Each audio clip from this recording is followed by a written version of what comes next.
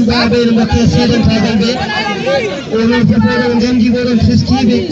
wadde tawi on jeddani hokkuɓeɓe seedantagal ngal mbeya ɓe jejjiɗi e seedantagal he walla ɓe jejjitani hen ko min ganda min ganda min ganda min ganda min ganda min ganda min ganda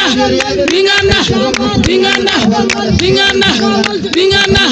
min ganda min ganda min ganda min ganda min ganda gandi min ganda min ganda min ganda min ganda min ganda gandi min ganda min ganda min ganda min ganda min ganda min ganda min ganda min ganda min ganda min ganda min ganda min ganda min ganda min ganda gali woni ɗo henne ko haaye goɗo hewɓene ɗo ɓayno ko min to woni nelaɗo walla cañƴaɗo kono huɓɓiɗen wawde haade men ɗo ene ƴeewa tan fondude saaha ono haalisi ni oɗo woni Kadia Ndiaye katande kam namdetake omono wonde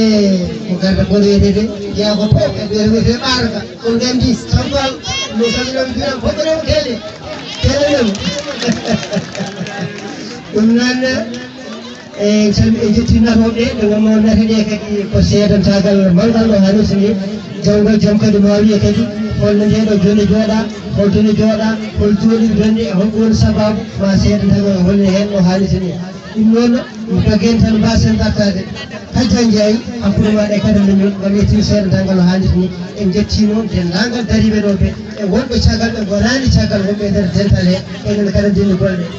Seydi Ndiaye Seydi Kane bandiraɓe kettoo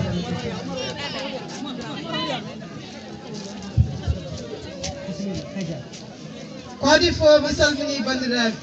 rewɓe e worɓe sukaɓe e mawɓe dendagal ko ari ɗo fof mi salmini sa wi yomi totti falante leñol seedantagal ɗon komi toftani ndew ko jiɗani gan ɗum foti wonde e baɗane an muɗu kay so wine diccoɗo totta ceerno mum foti ko weltare Allah la ilaha la ilaha illallah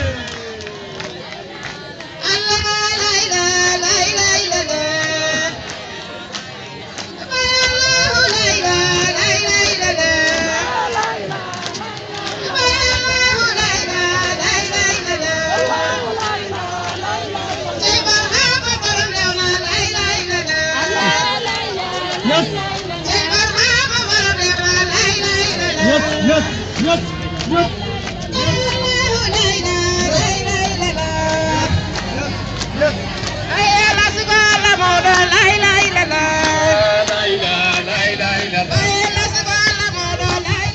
By Allah, la ilaha